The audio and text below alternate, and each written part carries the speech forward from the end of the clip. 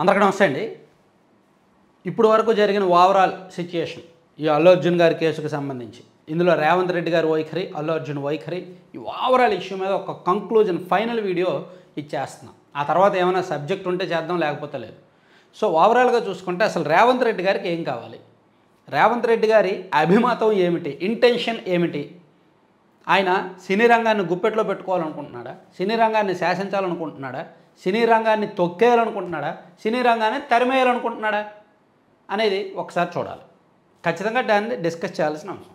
గోటితో పోయే అంశాలను గొడ్డల దాకా తీసుకురావడం, చిన్న చిన్న అంశాలను అసెంబ్లీ స్థాయిలో గంటల గంటల పాటు స్పీచ్ ఇచ్చి వివాదాస్పదంగా మార్చడం, ఆల్రెడీ కోర్టులోకి వెళ్ళి కోర్టు మధ్యంతర బెయిల్ ఇచ్చిన కేసుని మళ్ళీ స్టేషన్కి పిలిపించి విచారించి అతన్ని ప్రజల్లో కాస్త బద్నాం చేయడం, ఇవన్నీ జరుగుతున్నాయి. అఫ్కోర్స్ అల్లు అర్జున్ తప్పు ఉండొచ్చు కాక, అల్లు అర్జున్ తప్పు ఉంది లేదు అని ఎవరు అనట్లా. అతను తప్పుకు దొరికాడు కాబట్టి చట్టం దాని పని చేసుకెళ్తుంది. కానీ ఇందులో పొలిటికల్ ఇన్వాల్వ్మెంట్ ఎక్కువ అవుతుందా లేదా అనేది ఒకసారి ఆలోచించండి. చట్టం దాని పని చేసుకెళ్ళవచ్చు, పోలీసులు వాళ్ళ పని వాళ్ళు చేసుకోవచ్చు, కానీ రాజకీయపరమైన ఇన్వాల్వ్మెంట్ ఎక్కువ ఉంది అనేది 100% నిర్ధారించాల్సిన అంశం. రేవంత్ రెడ్డి గారు అసెంబ్లీలో మాట్లాడారు, ఒక ఇద్దరు మంత్రులు ప్రెస్ మీట్లో మాట్లాడారు, ఎమ్మెల్యేలు ఎవరికి తగ్గినట్టు వాళ్ళు మాట్లాడుతున్నారు. నిన్న మొన్న నిజామాబాద్ రూరల్ ఎమ్మెల్యే గారు కొన్ని కామెంట్స్ చేశాడు. అల్లు అర్జున్ ఆంధ్ర వాళ్ళకి ఎక్కడేం పని, మీరేదో సినిమాలు వేసుకున్నారా అనేటట్టు ఉండాలి, ఆంధ్ర వాళ్ళకి వెళ్ళిపోండి అనేటట్టు కొన్ని తప్పుడు మాటలు మాట్లాడాడు. అంటే దీనివలన ఓవరాల్గా తెలంగాణలో కాంగ్రెస్ ప్రభుత్వం అనవసరమైన వివాదాల జోలికి ఎక్కువగా వెళ్ళి అవసరమైన పరిపాలనా వ్యవహారాల జోలి మీద తక్కువగా ఉంటుంది. సో దీనివలన లేనిపోని కాంట్రవర్సీస్. రేవంత్ రెడ్డి ఏమీ కొత్త కాదు రాజకీయాలకు, ఆయనకు తెలుసు ఏది మంచో ఏది చెడో ఆయనకు మొత్తం తెలుసు. డెక్క మొక్క తిన్న వ్యక్తి, రాజకీయాల్లో ఆరితేరిన వ్యక్తి, పూర్తి పరిణితి ఉన్న వ్యక్తి. ఆయన కూడా ఇటువంటి ఎందుకు అనవసరమైన వివాదాలు మీరు చూడండి. ఆ మధ్య హైడ్రా ఒకటి తీసుకొచ్చి ఎన్ కన్వెన్షన్ని కూల్చేశారు. ఎన్ కన్వెన్షన్ ఆక్రమణలో ఉంది, దశాబ్దాల నుంచే ఆక్రమణలో ఉన్నప్పటికీ దాన్ని కూల్చేశారు. కూల్చడంతో ఒక వివాదం మొదలైంది. సరే, హైడ్రా తప్పు లేకుండా హైదరాబాద్లో ఎక్కడ బఫర్ జోన్లో ఉన్నాయేమి మేము వదలము అని చెప్పి ఒక సందేశాన్ని ఇచ్చి చాలా వరకు కూల్చారు. దానిలో ప్రభుత్వాన్ని పెద్దగా తప్పు పట్టే అవకాశం లేదు. కానీ కాలక్రమేణా ఇది కూల్చిన ఫస్ట్ 15 రోజులకి రేవంత్ రెడ్డి గారి మీద మంచి పేరు వచ్చింది, కాంగ్రెస్ ప్రభుత్వానికి మంచి పేరు వచ్చింది. ఆ తర్వాత సామాన్యుల ఇల్లు, పేదల ఇల్లు, ఏదో రోడ్డు పక్కన గుడిసేసుకున్న ఉన్న వాళ్ళకి కూడా కూల్చేయడంతో ప్రభుత్వం మసకబారింది, ప్రభుత్వానికి చెడ్డ పేరు వచ్చింది. దాన్ని సరిదిద్దుకోవడానికి ఆ తర్వాత కొండా సురేఖ గారితో నాగార్జున గారి ఫ్యామిలీ మీద ఒక మాట మాట్లాడించారు. కొండా సురేఖ గారు మంత్రులు మాట్లాడిన దానికి సీఎంఏ రెస్పాన్సిబిలిటీ. సో కొండా సురేఖ గారు మాట్లాడిన అంశాలు వివాదాస్పదం, ఎంత కాంట్రవర్సీ అయ్యాయో అందరము చూసాం. అప్పుడు అందరూ కూడా నాగార్జునకు మద్దతు పలికారు, నాగార్జున కుటుంబానికి మద్దతు పలికారు, సినీ రంగంలో ఉన్న హీరోలు అందరూ కూడా. దాంతో కాంగ్రెస్ పార్టీ ప్రభుత్వం ఒక రకంగా సినీ పెద్దల ముందు చిన్నపోయింది. కొండా సురేఖ గారు చేసిన కామెంట్స్ కారణంగా ప్రభుత్వం తలదించుకోవాల్సి వచ్చింది. ఎందుకంటే ఒక కుటుంబంలో జరిగిన అంతర్గత వ్యక్తిగత వ్యవహారాలను ఒక మంత్రి స్థాయిలో ప్రస్తావించాల్సిన అవసరం లేదు. ఆ విషయంతో బహుశా అది మనసులో పెట్టుకున్నారేమో, సినీ రంగం ఎప్పుడు దొరుకుద్దా అని చూశారేమో. చూసి ఈ విషయం, ఈ కేసు ఏదైతే ఉందో అల్లు అర్జున్ గారికి సంబంధించిన కేసులో గట్టిగా పట్టుకుంటున్నారు. సరే, ఇక్కడ నేను చెప్పదలుచుకున్నది ఏంటంటే ఒక్కటి మాత్రం నిజం, సినీ రంగం వల్ల అక్కడ వేలాది కుటుంబాలు బతుకుతున్న మాట వాస్తవం. వాళ్ళు రాజకీయంగా ఏ పార్టీకి అనుకూలంగా ఉన్నారు అనేది పక్కన పెట్టేద్దాం. ఇప్పుడు ప్రభుత్వం అధికారంలో ఉంది కాంగ్రెస్ పార్టీ కాబట్టి ఏమో వాళ్ళకి మంచి జరిగితే రేపు పొద్దున్న కాంగ్రెస్ పార్టీకి ఓట్లు వేస్తారేమో. ఇక్కడ రేవంత్ రెడ్డి గారి పరిపాలనలో కాంట్రవర్సీసే ఎక్కువ ఉన్నాయి.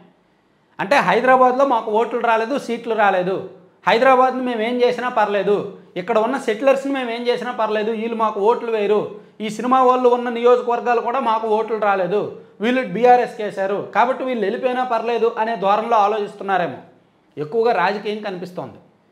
హైడ్రాలో విషయంలో కానీ, కొండా సురేఖ కామెంట్స్ విషయంలో కానీ, ఇప్పుడు జరిగిన ఈ అల్లు అర్జున్ గారి విషయంలో కానీ రేవంత్ రెడ్డి గారిలో ఉన్న మరో మనిషి కనిపిస్తున్నాడు.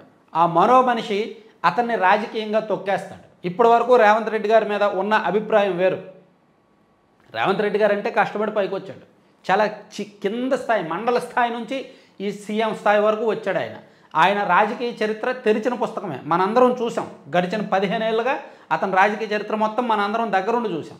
సో అటువంటి రేవంత్ రెడ్డి గారు సీఎం అయిన తర్వాత అనవసరమైన కాంట్రవర్సీస్ జోలికి వెళ్ళడం వల్ల తను రాజకీయంగా శత్రువులను పెంచుకోవడం తప్ప ఇంకేమీ ఉండదు. ఈరోజు తెలుగు సినీ పెద్దలందరూ కూడా ఆయన వెళ్ళి కలుస్తారు. కలిసినప్పుడు జగన్మోహన్ రెడ్డి గారిలా వ్యవహరిస్తారా, రేవంత్ రెడ్డి గారిలాగే వ్యవహరిస్తారా అనేది చూడాలి. ఈ మొత్తం వ్యవహారాలని ఆంధ్రప్రదేశ్ ప్రభుత్వం చాలా నిశ్చితంగా గమనిస్తోంది. చంద్రబాబు నాయుడు గారు, పవన్ కళ్యాణ్ గారు చాలా జాగ్రత్తగా అబ్జర్వ్ చేస్తున్నారు. ఏమాత్రం తేడా కొట్టినా సినీ రంగాన్ని విశాఖపట్నానికి సాదర స్వాగతం పలకడానికి సిద్ధంగా ఉన్నారు. చంద్రబాబు గారు ఇన్నేళ్ళు ముఖ్యమంత్రిగా పనిచేశారు. ఎప్పుడూ సినీ పెద్దల జోలికి వెళ్ళాల. ఆయన ఉన్నప్పుడు కూడా సినీ రంగంలో తొక్కిసలాటలు జరిగాయి. టికెట్ల కోసం వెళ్ళి తొక్కిసలాటలు జరిగాయి. కొన్ని ఇష్యూస్ జరిగాయి. షూటింగుల్లో ప్రమాదాలు జరిగాయి. అయినా దాన్ని సీరియస్గా తీసుకోవాలా. ఇవన్నీ మానవ తప్పిదాలు కాదు, అలా జరుగుతుంటాయని వదిలేశారు. యాక్సిడెంట్గానే చూశారు. రాజకీయంగా వాడుకోవాలని చూడాల. పవన్ కళ్యాణ్ గారికి కూడా లోటుపాట్లు ఏంటో తెలుసు, ఇబ్బందులు ఏంటో తెలుసు. ఆయన కూడా అబ్జర్వ్ చేస్తున్నారు ఏం జరుగుతుందా అని. సో ఇక్కడ రేవంత్ రెడ్డి గారి చేతుల్లోనే ఉంది. ఆయన భవిష్యత్తు, కాంగ్రెస్ పార్టీ భవిష్యత్తు, సినీ పెద్దల భవిష్యత్తు, సినీ రంగం హైదరాబాద్లో ఉండాలా, విశాఖ రావాలా అనేది. అసలు నాకు డౌటు, తెలంగాణలో ఇంతకు మించిన ఇష్యూస్ లేవా? అక్కడ కాంగ్రెస్ పార్టీ నాయకులు మాట్లాడడానికి, మంత్రులు మాట్లాడడానికి, సీఎం గారు మాట్లాడడానికి ఇంతకు మించిన ఇష్యూస్ లేవా? తెలంగాణలో రైతు రుణమాఫీ ఎంతవరకు జరిగింది? తెలంగాణలో ఉద్యోగుల నియామకాలు ఎంతవరకు జరిగాయి? తెలంగాణ రాష్ట్రంలో రోడ్లు అభివృద్ధి ఎంతవరకు జరుగుతోంది? సో ఇవన్నీ కూడా మాట్లాడుకుంటే బోల్డ్ మాట్లాడాలి. ప్రభుత్వం చేయాల్సింది సినీ రంగాన్ని గుప్పెట్లో పెట్టుకోవడమో, హీరోల తప్పులను ఎంచి పెద్ద చేయడమో కాదు. ప్రభుత్వాలు అఫ్కోర్స్ ఈ ఓవరాల్ ఇష్యూలో నేను ఒకటి మాత్రం చెప్తా, నిజంగా ఈ ఇష్యూలో రేవంత్ రెడ్డి గారికి ప్రజా మద్దతు ఉంటే ఉండొచ్చు కాక. ఎందుకంటే అక్కడ ఒక కుటుంబంలో విషాదం జరిగింది, ఒక మహిళ చనిపోయింది. కాబట్టి రేవంత్ రెడ్డి గారు బాధితుల పక్షాన నిలబడ్డారు అనే సింపతి, మంచి పేరు రేవంత్ రెడ్డి గారికి ఉంటే ఉండొచ్చు కాక. ఈ పర్టికులర్ ఇష్యూలో అల్లు అర్జున్ని తప్పు పడితే పట్టొచ్చు కాక. కానీ భవిష్యత్తులో ఈ పంధ, ఈ ధోరణి రేవంత్ రెడ్డి గారిని రాజకీయంగా ముంచేస్తుంది. ఆయనకు రాజకీయ అనుభవం మొత్తం మొదక 20 ఏళ్ళు ఉండొచ్చు కాక, అంతే కదా. 2006లోనూ ఆయన ఫస్ట్ జెడ్పీటీసీ అనుకుంటా. సో నాకు జర్నలిజం ఎక్స్పీరియన్స్ మొత్తం మీద 15 ఏళ్ళు ఉంది. నేను 2009లో ఫస్ట్ ఈనాడులోకి ఎంటర్ అయ్యాను. సో ఆయన రాజకీయ అనుభవంతో పోలిస్తే నా జర్నలిజం ఎక్స్పీరియన్స్ తక్కువే కావచ్చు. కానీ జరుగుతున్న ఘటనలు పరిశీలిస్తుంటే అక్కడ కాంగ్రెస్ పార్టీ వైఖరి మనం నిశితంగా అబ్జర్వ్ చేస్తే ఖచ్చితంగా వీళ్ళు ఏదో తప్పుడు దారిలో వెళ్తున్నారు, ఇష్యూని తప్పుడుగా డీల్ చేస్తున్నారు, తప్పుడు మార్గంలో డీల్ చేస్తున్నారు అనేది స్పష్టం. సో ఇందులో ఇంత అనలైజ్ చేసిన నాలో ఎటువంటి ఇంటెన్షన్స్ వెతకకుండా ఉన్నది ఉన్నట్టు ఆలోచిస్తే ప్రభుత్వం చేస్తున్న తప్పులేంటో కనిపిస్తాయి.